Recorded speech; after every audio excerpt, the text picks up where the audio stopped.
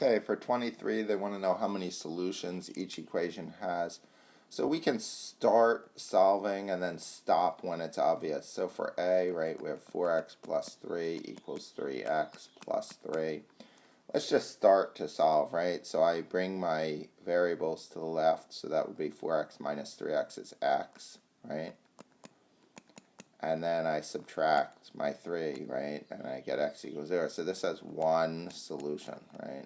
In this case, you could see it's a linear equation.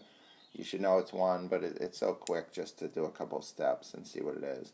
For B, right, we could distribute 3x minus 12 minus x equals 5 plus 2x, right? And then 3x minus x is 2x minus 12 equals 5 plus 2x. Right, now I have 2x on both sides, so if I subtract 2x from both sides, I get negative 12 equals 5. And negative 12 never equals 5, so B has no solution.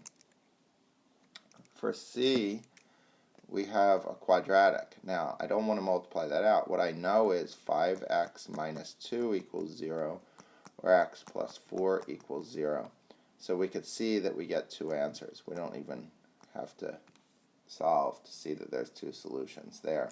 One would be 2/5 and one would be negative 4. Okay, on D, we have a quadratic, right? Let's just factor it, see what we get.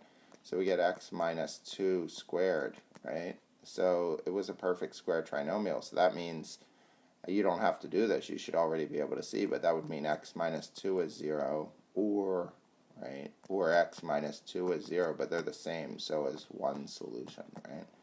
You cannot just automatically assume that a quadratic is going to have one solution, right? A quadratic could have no solutions, could have one solution, or it could have two solutions.